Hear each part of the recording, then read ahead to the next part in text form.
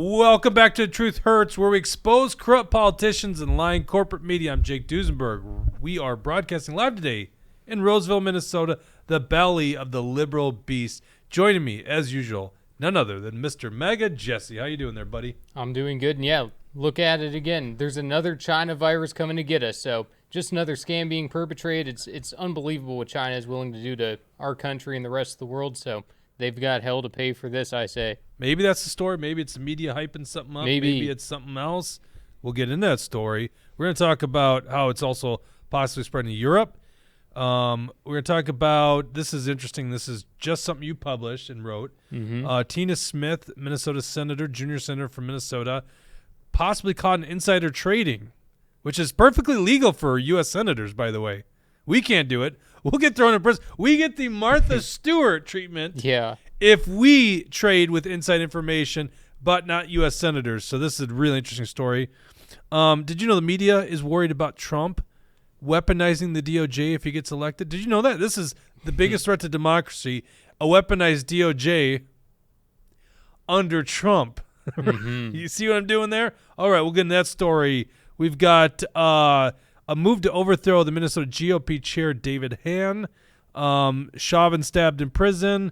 Maybe we'll get into Israel ceasefire. We got lots of stuff to talk about today. Running the dials as usual is Mr. Deep State himself, Dawson. How you doing, Dawson?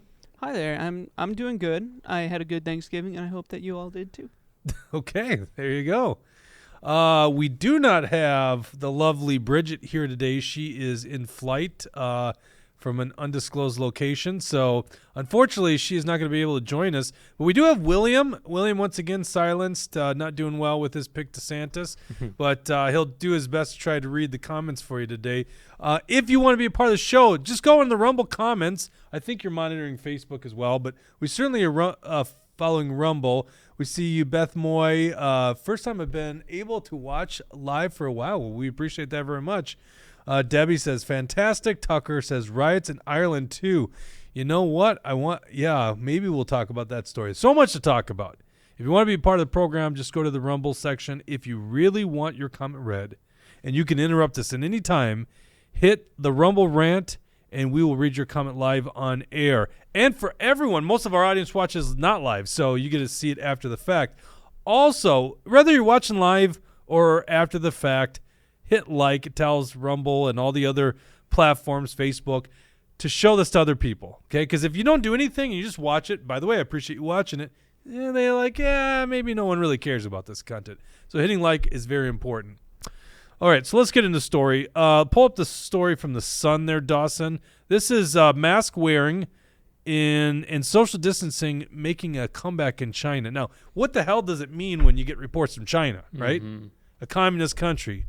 You know, did you see the Babylon Bee article? It says communist dictator welcomes leader from China to California. Did you see that? Yeah, no, I didn't see that one, but that's pretty good. That's a damn good one. Actually, I got the best meme sent to me yesterday. It's a picture of the Soprano guy, and he goes, "I'm not so certain about the whole Siberian Orchestra being trans." Yeah. All right, sorry. So social distancing is making a comeback, chilling echo of lockdown over mystery outbreak 4 years on from COVID. Are you even following the story? Let us know in the comment section. Are you following a story that there is rising cases of pneumonia in children in China? And it turns out possibly in the Netherlands, we've got a story. Where did that story go? I was reading the story. Dang it. Where did that go? Look at that. I lost it. There's a story about possibly Netherlands having a surge of pneumonia cases as well. I must have deleted it. Anyhow, China has brought back mass and social distancing in a chilling echo of lockdown as they battle a mystery pneumonia outbreak 4 years on from COVID. Alarming footage has emerged of mask-wearing crowds inside China hospitals as fear of a new pandemic sweep across the globe. Areas in the north of the country, such as Beijing and Liaoning, I'm not a Chinese expert, by the way, Liaoning, have been hit the hardest, with reports emerging last week that hospitals are being overwhelmed with sick children. A common bacterial infection called mycoplasma pneumonia has circulated since May, but is now showing ground glass opacity in lung scans. as an indicator of severe respiratory illness, also known as white lung syndrome. Many parents are deeply worried and are having to wait at least a day just for emergency care. But Chinese Communist government continues to insist that flu and the usual winter bugs are to blame for the latest outbreak rather than a new virus and can cope with the spike in sickness. Now, here's the deal. I haven't seen any reports, credible reports, that it's a novel virus, okay? At this point, one of the explanations are all the lockdowns and other things have taken away people's immunity to what would be a natural outbreak of, I guess in this case, bacteria or maybe even viruses. And that's what's causing this surge in the hospitals. I think that actually could be a rational explanation of it, okay?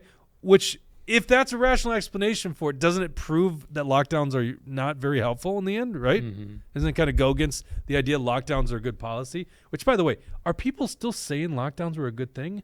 Not too many, no. You know, there's probably a small number of crazies who actually enjoyed being locked down, but I don't think that's what, it's definitely not a popular ideology, and the majority of people just want to be able to live their lives. And, you know, based on the reporting that you had shown there, it sounds like they're trying to argue that that this is hurting kids more than it often has, that, you know, there's stronger effects to this one.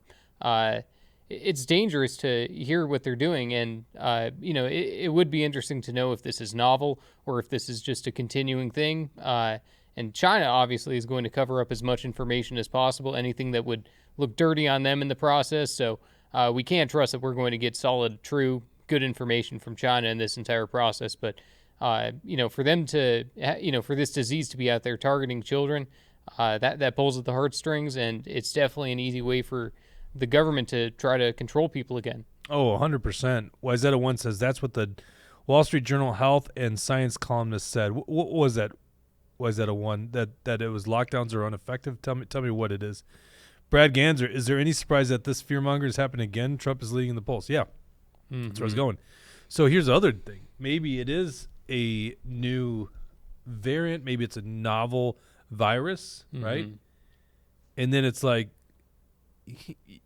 I hate to say conspiracy. You go right back to the fact that there's an important presidential election in the United States. And we got to remember, this is what happened during COVID-19. COVID-19, right? We forget about it. Americans, we think of it as COVID-20, right? Yeah. Why is it COVID-19? Because it first surfaced in Wuhan, near a laboratory, by the way, but it came from wet market, wink, wink. Yeah.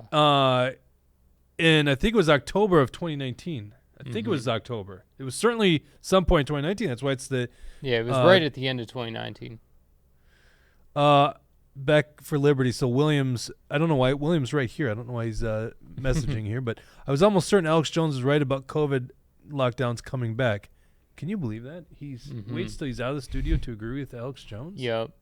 I mean, he's just sucking up to you now. I guess so.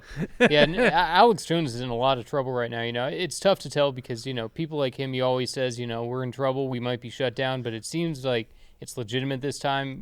People need to support InfoWars, and, because we might see InfoWars is gone as soon as March. So Patriots need to be ready for that. Wait, why is that?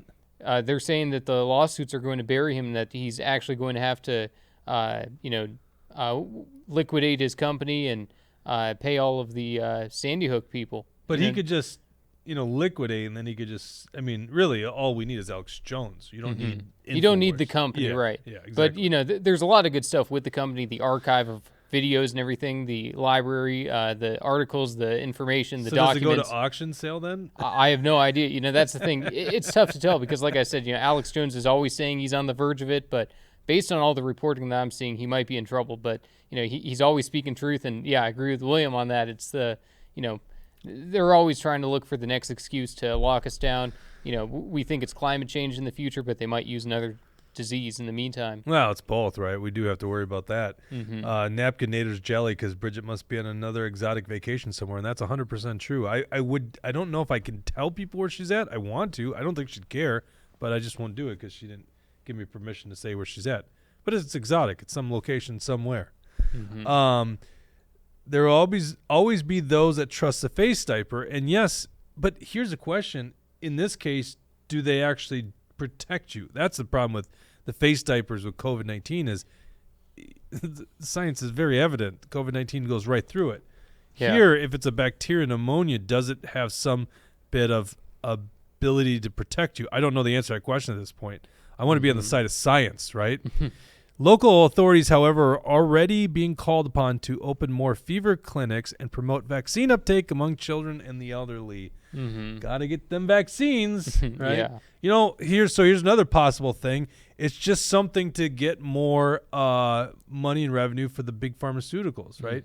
Because nowhere in COVID-19 did we say maybe you should choose a more healthy lifestyle and go out and get sun. In fact, in many cases, you got arrested for being in the sun. Yeah. I always think about that story of the guy wakeboarding and he gets arrested when he comes back to shore. Yeah, people that were the only ones at the beach, getting arrested. Yeah, it was crazy what was going on during COVID. And,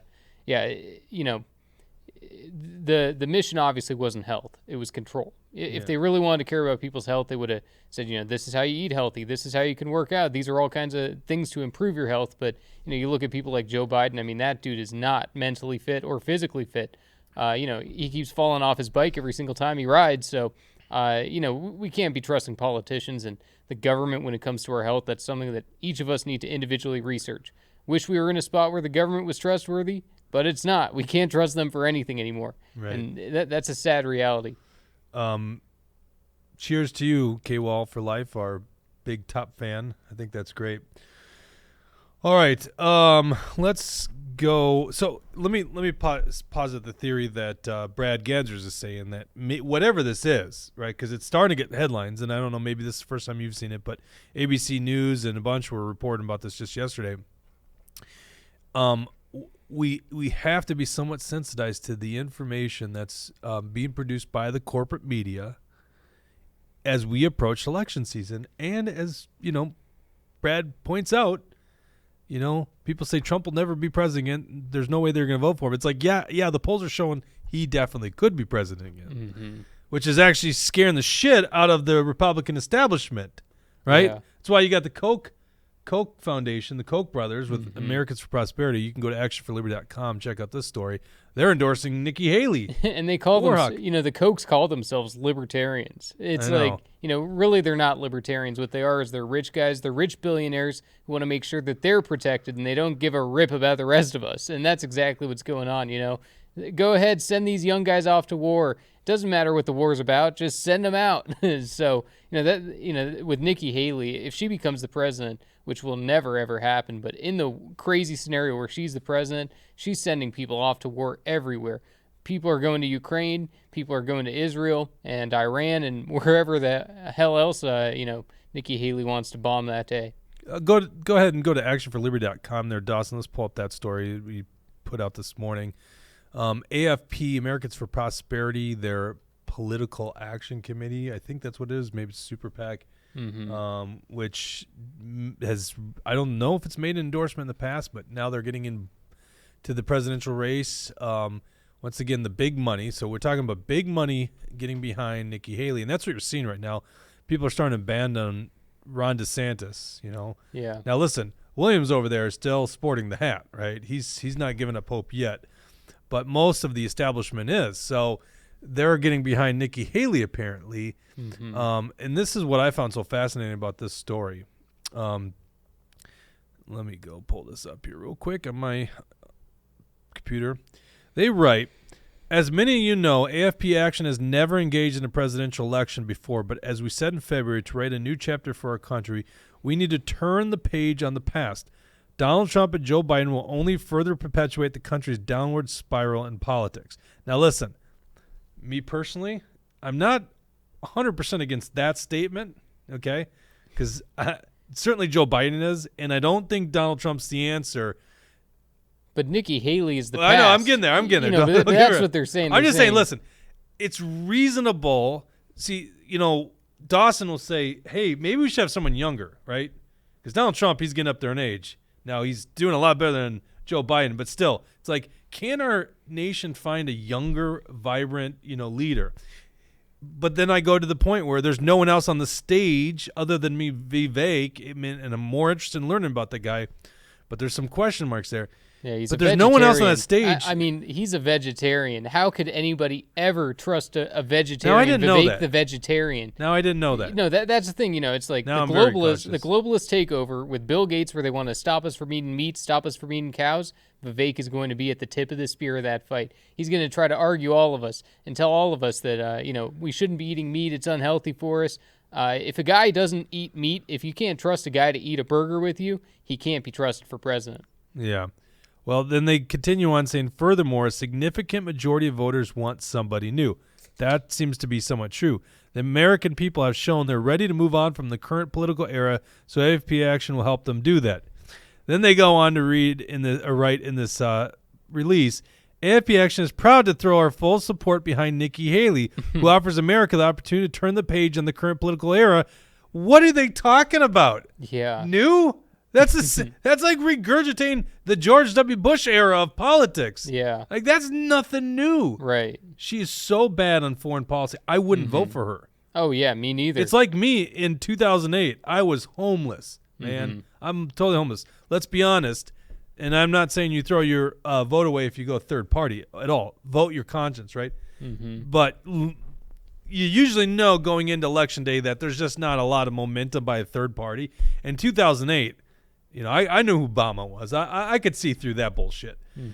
But John McCain was bad. And I could argue John McCain might have been worse because we would have had a great expansion of like the federal welfare system, and it would have been a Republican at charge of that. We would have had worse probably foreign policy. You can't imagine being worse than Obama, but he would have got us into more wars. Yeah. So McCain would probably have been worse. And the worst part about the McCain presidency, we wouldn't have had the 2010 Tea Party surge that gave you like Mike Lee and Rand Paul. So in my opinion, we would have been worse off with John McCain. Now we're faced with Nikki Haley and Joe Biden. Now, I don't know how you can get worse than Joe Biden, to be quite frank with you. I've never seen the country deteriorate this quickly. But it's not like this is a great other option. I don't buy any of her bullshit about how she would change things in Washington, D.C. K-Wall for Life says, so the people, by the way, $10 Rumble Round, thank you very much, K-Wall. So the people funding the Rhino Globus wing of the Republican Party want a censorship-happy Globus. I forgot about that. I should have put that in the article, too. Yeah, she's pro-censorship. Yeah. But, to me, the biggest concern, and this was her comment, after Israel, she says, this was not just an attack on Israel, this was an attack on America. That's the crazy kind of thinking that gets us engaged in these entanglements overseas that will eventually bankrupt us further and then maybe put our own blood and soil to die overseas for something that America shouldn't be involved in. And, same thing with Ukraine. She's just honestly nothing different. Here's her past, right? State representative, like 10 years, governor of South Carolina, ambassador to the United Nations. Which, by the way, if you're the ambassador to the United Nations, your whole policy should be getting us the hell out of there, and she didn't. Or and then just cutting the funds the funds. Yes, I'd like to see.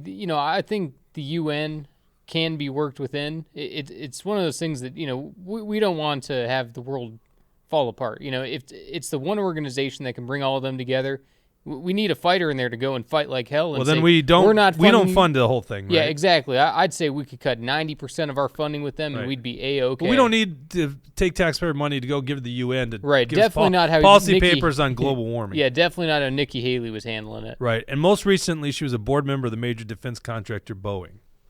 Right now, Boeing, obviously, big company, makes planes in the private sector. Okay, good, but they're massively a defense contractor, like huge, right?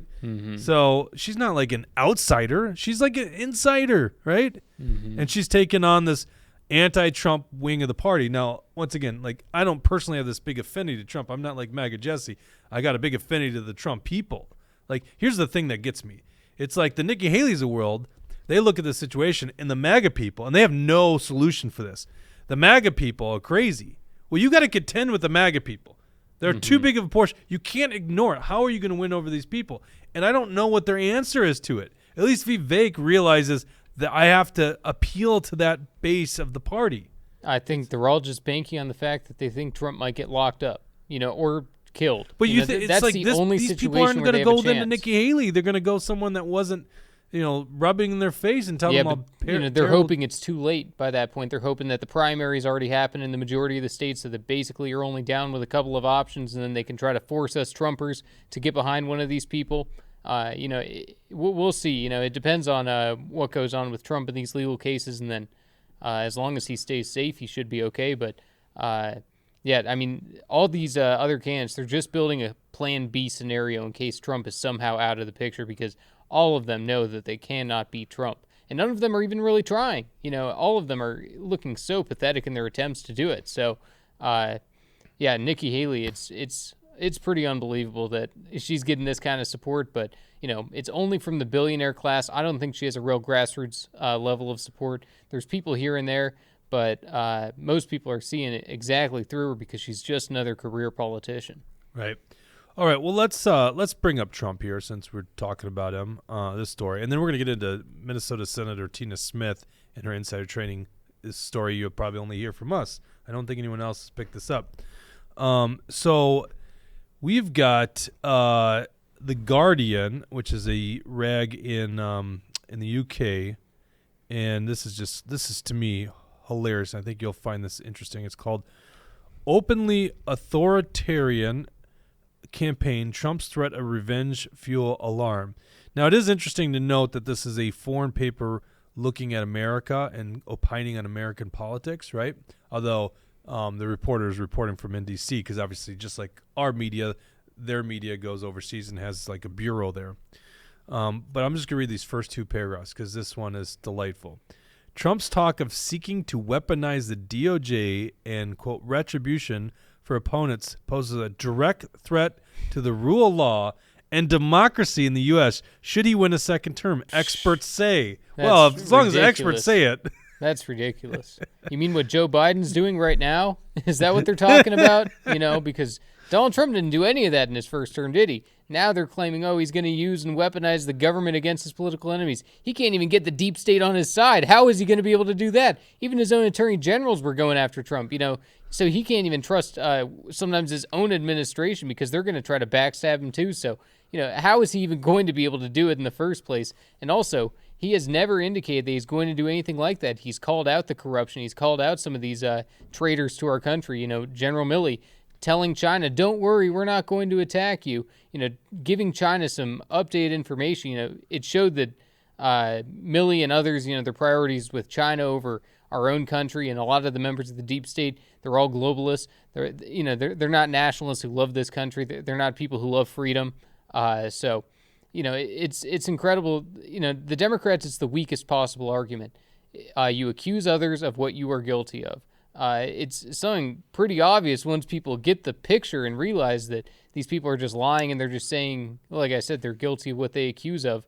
But it's such a weak argument because it's so pathetic. You'd think that these are our political leaders; they'd be able to come up with the best ideas and answers in debate. Well, they're experts. That's what it says. They're experts, but that's what the article this is says. the best they can do. It's pathetic. I can't believe that they just keep thinking that these smear jobs are going to work. They never work on Trump. But don't they kind of work a little bit? That's the problem. Is there still enough people reading their bullshit? I think it works for the people that already hate Trump. For the people that are just looking for any excuse to hate Trump, they buy it hook, line, and sinker. But anybody who's thinking for themselves, they just look at it and go, this is just another hit piece. So they're just preaching to their choir, you're thinking? I think so. That's possible. But, there just comes a point, I'm trying to put myself in this frame of mind, because it's like I've got opinions, I've got biases, but I would just have to look at that stuff and I go bullshit. And, we put this on Twitter yesterday. I think someone responded, but Trump is guilty. And it's like, I got you. So as long as you already believe in the guilt, then everything's justified, right? Because that's how the legal system works. Actually, kind of is in many regards how the legal system works. Yeah. That's how messed up the United States legal system's becoming. Mm-hmm. But, it's like, it's because it's Trump, it's justified. And it's just like, that's the danger we're going in. It's the old adage, like, punch a Nazi. Because as long as they're a Nazi, anything you do to them is justified because they're a Nazi, right? Mm-hmm. Well, who's a Nazi? Everyone on the right's a Nazi. Like, gotcha. Well, then we can punch everyone on the right. That's how they think. So it's fascinating to me to see a story like this, but I think you're right, Jesse. I think they're just preaching to their choir. Yeah. And that's who's going to be like, yeah, exactly. This is a threat to democracy. I'm just hoping enough people with clear heads and clear minds could go, wait a second, what are you doing? And I always think back to that first time the order came down to raid Mar-a-Lago. Yeah. There had to be some FBI agents that go, whoa, guys.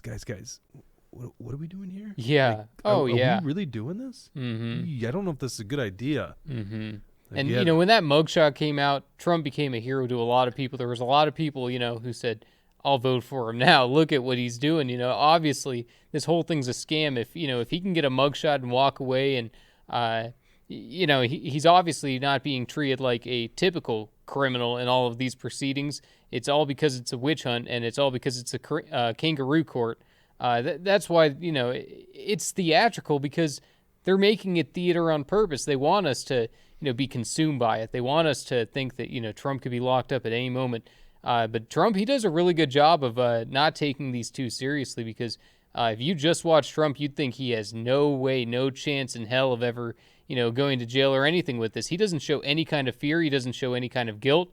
And the media, they're begging him to, if he did just for 1 second, they would run that over and over and over again. But, every single time, they don't want to run the clips because Trump is just calling them out. He's calling them out for being corrupt. He's calling out the election fraud. So they don't even want to run the clips, and they're just begging desperately to, for him to show any kind of sign of weakness. But he doesn't do it. That's not Trump's style. He's always going to, play innocent. And he's always on point with his talking points, like his messaging. Yep. This is more witch hunt. This is more sham or kangaroo court. It's perfect. It's like, and it played right into their hand, because it's like, if he just said that with the first one. By the way, this is so funny, guys. Ready for this? His first case where he was indicted, New York. You remember this one? No, you don't remember this one? It's because no one remembers this one. Yeah. This was the breaking news. What was that, March time frame, something like that? He was indicted by, was it Letitia Alvin Bragg? Was it Alvin? Yeah, Alvin Bragg. Can't even keep track of all these things. Alvin Bragg. There you go. Yep. I don't even remember what the case. Oh, yeah, it was the FEC thing. They thought he paid the hush money to Stormy Daniels. Right? That's how insane it is. So he starts out with those talking points. Then it moves to the classified documents case. Here's the other one we forgot about. We forgot about the one, the other federal case by, what's that weirdo, Jack Smith. With the, what did they charge him with? It wasn't insurrection. What are they charging him with? Yeah, it was something just like that. Something like that, yeah. It's like crazy. We don't even know what it is. So federal charges in D.C., and then the fourth one, which gets most of the play, is the Atlanta case, right? And it's like every single time this happens, actually, you know what? To be honest with you, it goes back to Mar-a-Lago raid, which was last year. That's probably the first time he brought those talking points out. It's perfect. Let's go back to actionforliberty.com, Dawson. When you go to actionforliberty.com, you're going to see right on the front page, Christmas event. Go ahead and click on that. We are 9 days away from this Christmas event. I want to see you there, okay? I want to see a room full of your lovely faces. I know a lot of you guys here on the message stream have already signed up. Can't wait to see all you guys. All you got to do is go to actionforliberty.com, click register now. We're going to be giving away an AR-15 and many different firearms. There's no entry needed. You just show up. Come to the event. If you want to get a dinner, it costs $60, okay? And it's a great dinner, good conversation, good people. Doors open at 5 o'clock for a social hour. Dinner starts at 6 o'clock. So make sure you go to actionforliberty.com and do that. Let's pull up this possible Tina Smith insider trading corruption. This is a fascinating story. You wrote it.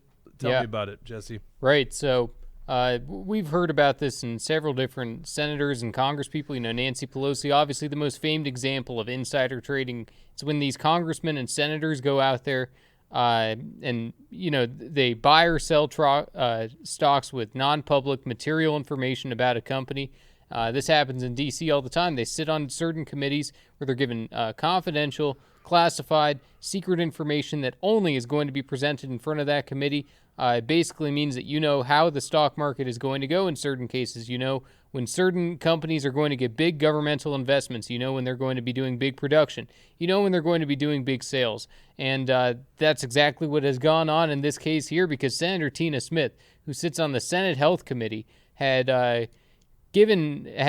bought stocks in 2 different companies here within the last couple of weeks. She bought up to $200,000 in a company called Artivion and $250,000 of stock in Tactile Systems Tech.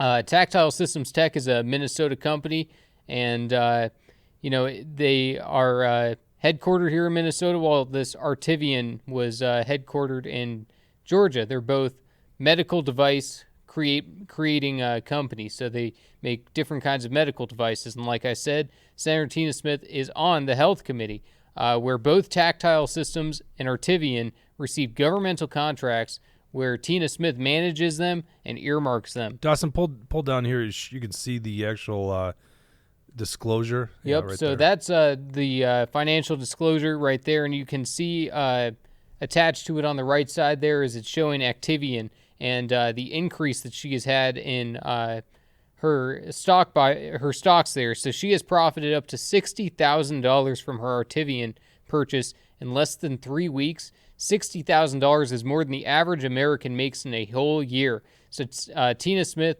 and I should clarify, she did this through her husband. This is how all these Congress people and senators do it. They put it under their spouse's name so that it doesn't look like they're the ones who did it. And, it's like, why else would Tina Smith's husband be investing in these companies unless he had been given some information by her that says, hey, this is about to make some big money here. There's a reason she made $60,000 in less than 3 weeks because of Activion. And then scroll down a little bit more there, Dawson, because with Tactile Systems, the stock has risen over 43% and has risen every single day since she has purchased it. So as you can see on that right end there, it's just been a constant uptick.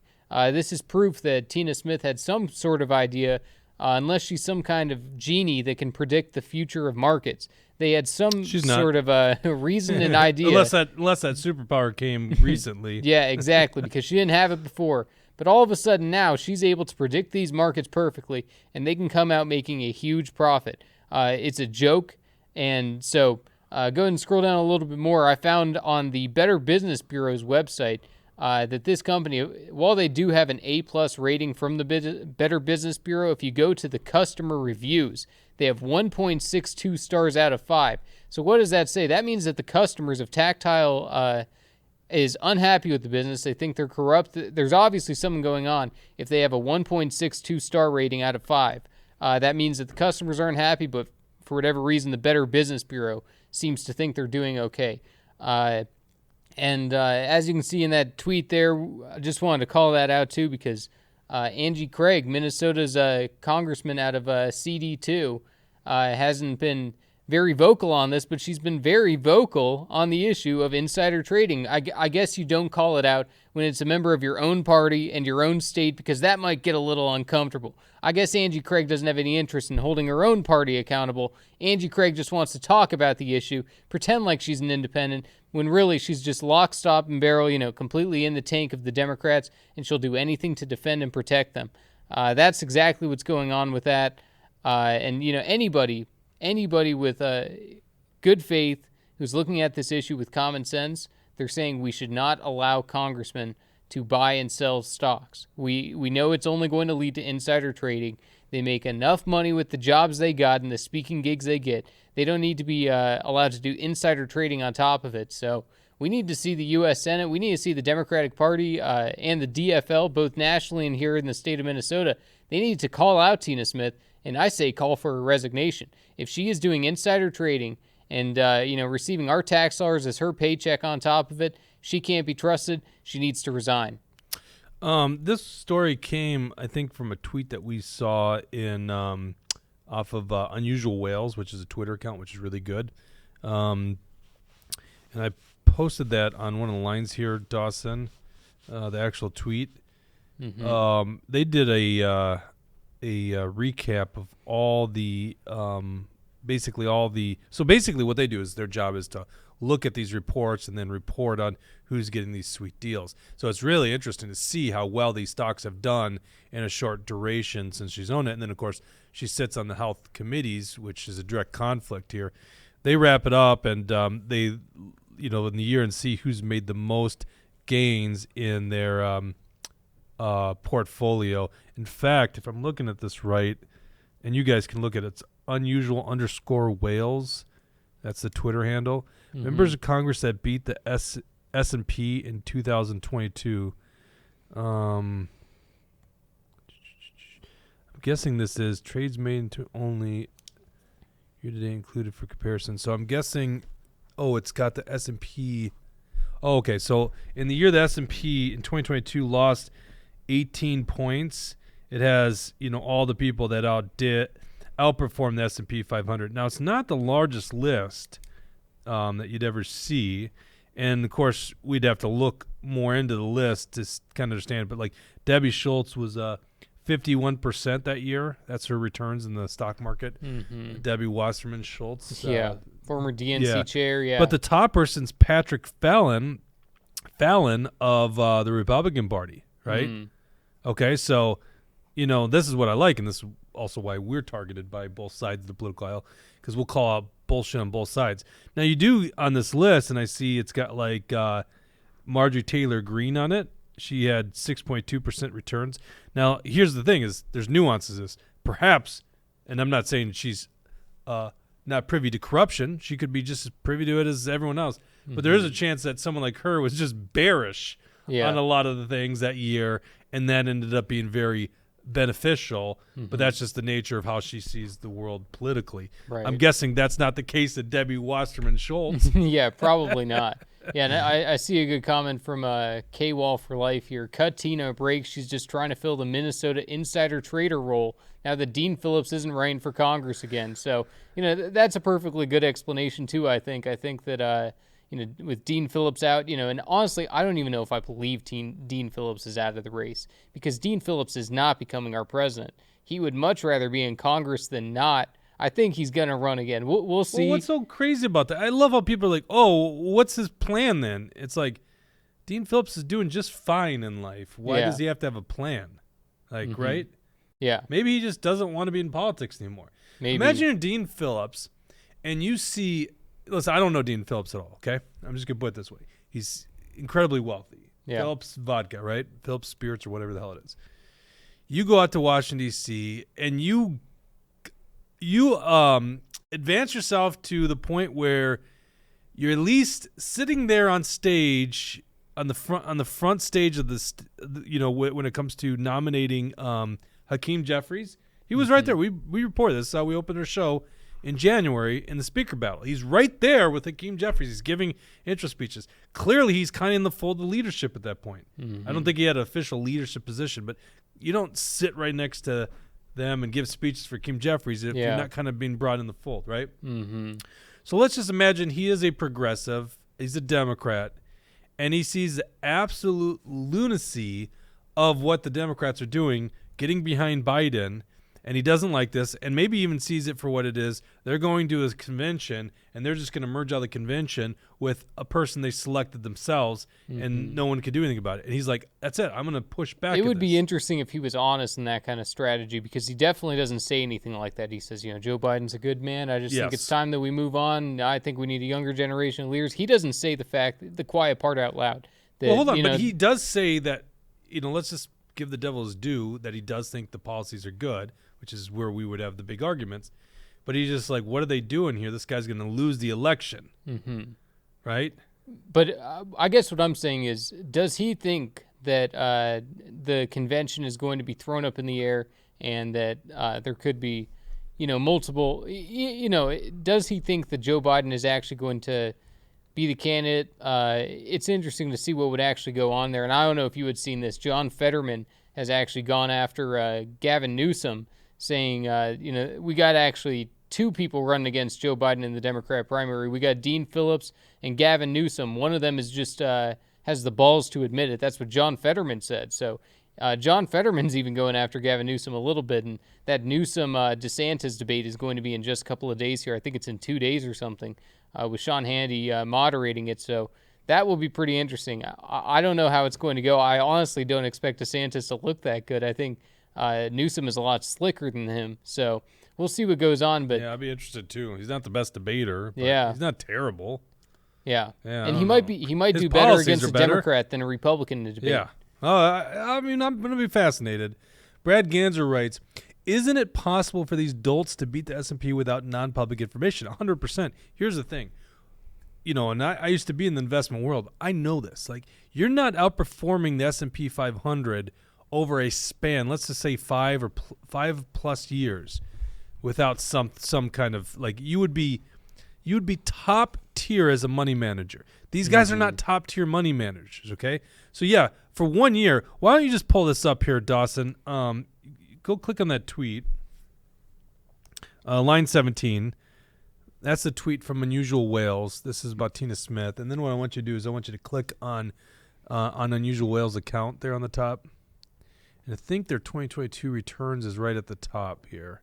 Scroll down a little bit right there. Okay, so that's the graphic for who outperformed. Just click on that, and you can see the S&P is the second to bottom. It's negative 18.2%. This is last year's returns, obviously. Nancy Pelosi actually didn't beat the S&P that year. Okay, she's infamously for outcompeting.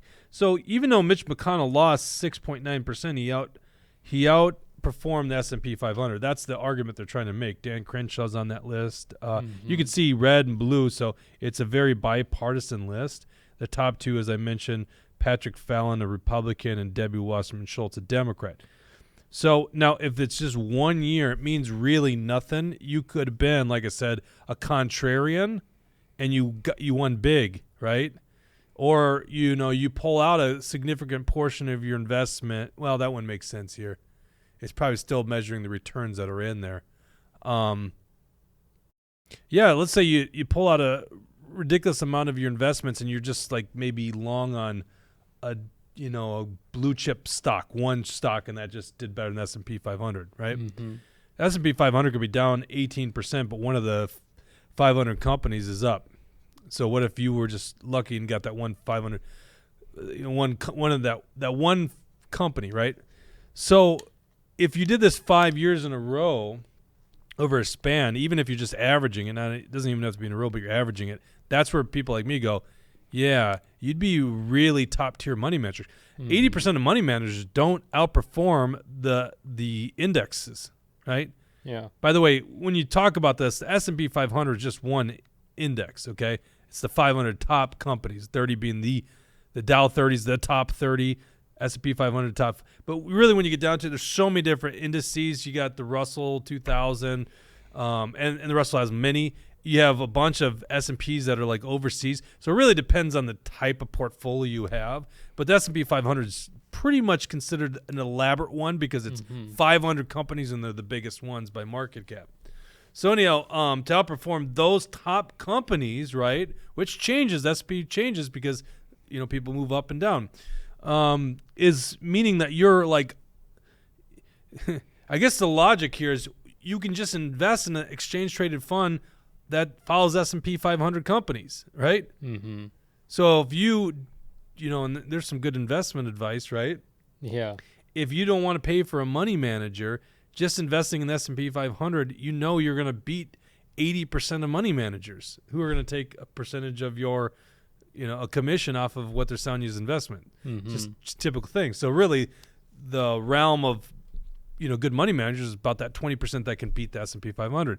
So that's the logic here is over a time span, can these people outperform the S&P 500? And if they can, they are an elite trader. And it's just like, so yeah, technically you're right, Brad, or they're getting insider information. I think we know the answer. That's why you have Unusual Whales. They follow this stuff. Now, here's the deal. I don't think you wrote this in an article. Is insider trading illegal for a government official? No. Or a senator or a congressman? No. It's illegal for us. Yeah, for it us. puts Martha Stewart in prison. They can do it. Yep.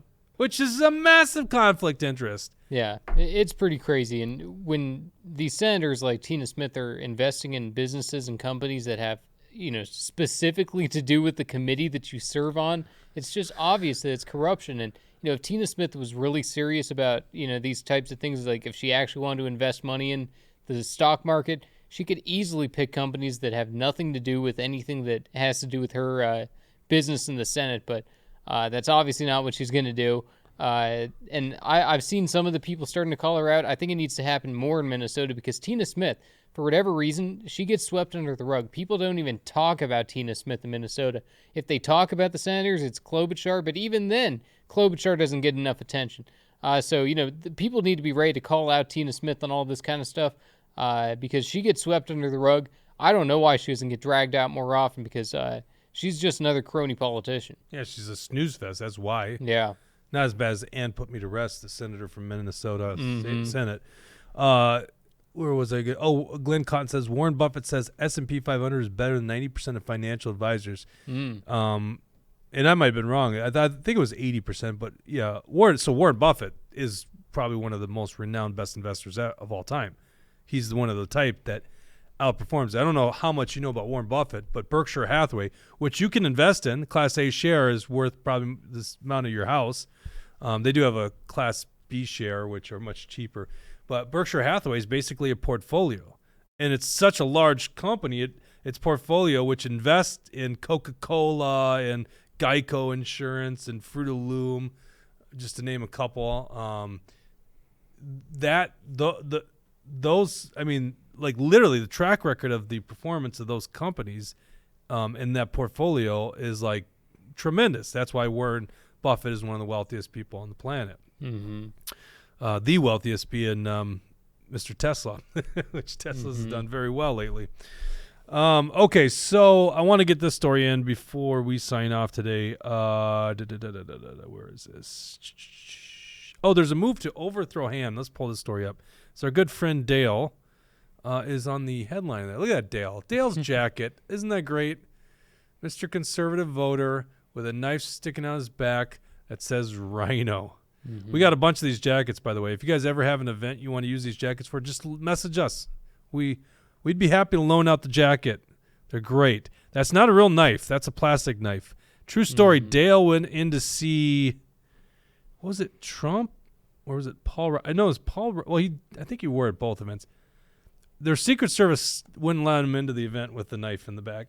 It's a very fake plastic knife, but it is got a little metal hub. But anyhow, this jacket's been, well, geez, Dale and I should follow where this been. It certainly has been to Orlando, Florida. I brought it down there. It's been all throughout Minnesota. Boy, it'd be really interesting to see where we've taken this jacket. Yeah, and I read through the filings that were put out against David Han. It's interesting that the title says MAGA delegates. I don't think there was any mention of Trump or MAGA within the filings, so it's interesting that that's just kind of their initial gut reaction. They say MAGA if anyone is complaining about anything David Han related. And David Han, he's totally anti-Trump. All people need to do, Google David Han, Donald Trump, and you'll get all the answers you ever need. Because if you find, all you got to do is look up David Han, Donald Trump. You'll find him saying that Donald Trump is not the future of the Minnesota GOP. You'll find him saying that it's not the present. You'll find him saying that I'm not a Trump guy. I don't like Trump. So, David Han is totally anti-Trump. But I think there was plenty of other reasons that this filing was put out there to have him removed. It wasn't just about Trump, or even I don't even think it mentioned Trump. I just Googled it. I'd love for you to put something together on that too, by the way, because I think you said on the program many times. The story or the article goes on to say contingent of right-wing Republicans want to remove the leader of the Minnesota Republican Party, including Chair David Han, at the December 9th meeting of the State Central Committee. State Central is like the insider delegates of the Republican Party. It's like 300 some delegates that make up the core decision. And I shouldn't say core decisions because that's too many people make a decision. But they choose party leadership. They oversee the funds of the organization. A group of delegates and alternates to the State Central Committee laid out their case in a letter for removing Han, who was elected in 2021 after a federal sex trafficking. Okay, blah blah blah. We get you editorializing. The state Republican Party has been financially struggling in part due to the cost of dealing with the Carnan fallout and divided over former President Donald Trump. The insurgent group, that's what it's called, the insurgent. Last I checked, didn't they say they're state central delegates? How are they an insurgent group? Right. That's an interesting characterization. The insurgent group claims Hand failed to responsibly manage GOP resources and maximize support for the 2022 candidates, contributing to a dismal election for Republicans in which Democrats won a trifecta. Hand said everything alleged in the document was well known when state officers were elected in December. There's nothing of substance in it, he said. I just would hope no journalist would report allegations without any basis. The leader is Larry Deuce, chair of Mille Lacs County Republicans and a state central committee delegate, said he is one of over 100 delegates and alternates to the state central committee who signed on to the letter seeking new leadership out of about 900 total. They need 2/3 of about 350 delegates to vote with him to succeed. Deuce said that's a high bar, but he's hopeful that once people see the truth, they'll vote for new leadership. Now, we've talked about this at great lengths. Your biggest issue with David Hand is he's anti-Trump. My biggest issue with David Hand, he's corrupt, right? Well, first of all, I guess my biggest corrupt issue and is can't fairness. That's the biggest thing. All I want is that a party chair is fair. Right. And I want them to just be like a rule stickler. I just want them to say, well, let's follow the rules here and actually follow the rules, not just picking and choosing when the rules benefit them. That's what I want in a chair. I don't need someone who's going to be ultra MAGA. I just need someone who's going to be fair and allow the delegates to determine the process, allow the delegates to determine chart the course for our party. That's what I want to see out of a chair. I don't need someone to be, crazy or extreme or tilting the scale towards people I like. I don't want that. I just want someone fair. Right, exactly. Fair. And he's not fair. He, the Republican Party, David Hand at the helm, cut off data access for, what was that, like 7 candidates? And they acted like, this was because of them. It's like they're all endorsed candidates who just happen to be like Action for Liberty type people, which I don't even know what that means other than the fact they just agree with us on it. It's not like they have like some Action for Liberty endorsement. They're grassroots conservative people, and they cut off their data access, and this is like right before the primary. And then they lied about it, and they didn't get back to him for like a weekend. So they lost a weekend of door knocking. That's so corrupt, right? So, and we could go on and on about all the things, but the thing that gets me here, 2022 was a terrible year for the Republican Party in Minnesota. We lost everything. The House, the Senate, all 4 constitutional offices. Now, how on earth could you justify keeping your job after that? It's just rational that you would say, I failed, right? I failed. Like, they'll spin it to say, but we, we didn't lose CD7. I don't know how they spin, but it's like you lost everything. Yeah. So, quite frankly, just on pure performance, you shouldn't be in the position anymore. But it's the unfairness in the process, the corruption that's so bad. Now, I don't have any dog in the race because, quite frankly, I just think both parties are so corrupt at this point, the establishment of both parties. And when I look at the fact that could we nominate Donald J. Trump to be the next chair? That'd be hilarious, wouldn't it? Yeah, but I think he's got bigger and better things to do. Yeah, I than know. run the MNGOP. Take it easy, Tucker. Yeah. Take it easy. But it's like, I just think that, and maybe there's hope. But the Republican Party at least has some glimmer of hope, right? There's some good people in the Republican Party working towards real honest things. And I'd say Larry Deuce, good for him for doing this. But these guys, they're most of the attacks against us, we haven't even told you about the newest attack against us, which is a little bit laughable, but another government agency these people put on us, right? Like, this is half the time coming from Republicans, the Republican establishment coming after us. It's ridiculous. Yeah. So, Carla, the good patriot Carla Nelson, not the Senator Carla Nelson, says, good question, Brad, and would we vote for them on December 9th too? What was Brad's question? If they're able to take out Hand, then who is the next he or she up? No, so basically the way that works is if the chair is taken out, if the chair is removed, according to the Minnesota GOP Constitution, you have 45 days to schedule a new state central committee convention. So that means that there's probably, if successful, the removal of David Hand, if that's successful, a new state central convention will be set for probably somewhere early to mid-January. From there, in that intermediate period, Donna Bergstrom, the vice chair currently of the Minnesota GOP, would become the intermediate chair, and she would have the powers of the chair until that state central convention. So you don't even need to nominate anybody going into this first state central. There's going to be plenty of things going on there. I don't want to get too into it, but anyone interested in organizing and planning on being there talking with me, feel free to chat with me, because we'll see what goes on. I don't have all the answers. I'm just another guy. I'm just a young guy who will be at the state central with me and my opinions. So it's going to be interesting. And no, I don't know all the answers, but there's not going to be a new election for a chair at this next state central. The rules just wouldn't allow it. The only thing that can happen is the removal of David Hand. All right. Well, let me throw one more thing into the mix here, okay? If I could just finish up my rant about the Republican establishment. We're looking, and this show was about China virus 2.0. I don't know if this is a new virus. I don't know what the hell's going on, but there's an uptick in pneumonia cases amongst children. You can only imagine the thing they got wrong in COVID-19 is it hurt the elderly, not the children, because if it starts hurting the children, it just changes the whole dynamic. And if you want to talk about mass population control, go after the children. It gets people compliant very quick. Mm-hmm. So I don't know what it is, but I'll tell you this. There's nothing in the in state statute and law that has changed since Governor Walz unilaterally declared emergency powers, basically gave himself a crown. He was a Napoleon of some sort.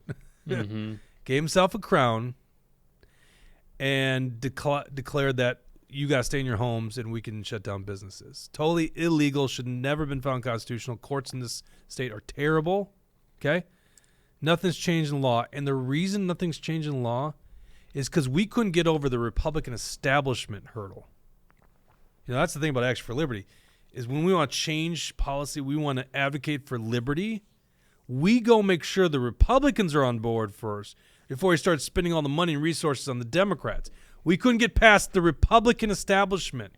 These people were against the Never Again bill, stopping emergency powers, stopping unilateral emergency powers. I don't give a shit if it's Mike DeWine, a Republican governor, or a Democrat governor like Tim Walz. A governor can't unilaterally declare something an emergency and just take over the powers of a legislative function. And it really comes into play again because in Minnesota, what we did is we changed election laws, allowed anyone to vote. You didn't even need a witness signature on a absentee ballot in the state of Minnesota in 2020, because how dare you put someone not socially distanced away from them. They do away with the laws under emergency powers. And so when we see China flu 2.0, we go, hey, what's to stop them from doing the same exact thing over again? That's the Democrat. Like literally, Trump was going to be, if you for a second don't think Trump was going to be president again without COVID-19, you're insane. The economy, I mean, some of it was fictitious, by the way, but it was booming in a lot of people's regards. Certainly standard of living was a ton better than today. He was somewhat popular. I know we saw favorability polls, but it looked like he was going to win re-election, especially against an aging old Biden who couldn't even go on the campaign trail. The pandemic was almost like planned for him. Hey, he can campaign in this basement and basically do nothing, and we'll garner all these votes. Whether they had fraud and cheated in the system or not, doesn't matter. They made voting so easy and so fraught susceptible. With but like it just tilted in the hands of the left-wing operations that was how they won that election. Yeah. Okay. Yeah, so anyhow, I see Brad's comment there. I appreciate the suggestion. I do not want to be the chair of the Minnesota GOP. That's the last thing I want to do. But appreciate your willingness to suggest me. But yeah, that's definitely not for me. Brad might not be the worst. Yeah, I take Brad. Brad for chair. Yeah. All right, we got to shut things down. We appreciate you guys every time tuning in. We'll be back on Thursday. I think we're going to have some hard-hitting stuff. Eric Mortensen will be back in studio. It's been a while. He's been so busy. Yeah. He's also going to be at our Christmas event. Go to actionforliberty.com, pick up some tickets. He's got big news. Big news. You got to come to that event. He's not going to say it on the show on Thursday. Maybe I should leave that superfluous so you watch the show on Thursday. Nah, you'll be there anyhow. Watch the show on Thursday. Go to actionforliberty.com. Thank you very much for tuning in, and we'll see you on Thursday.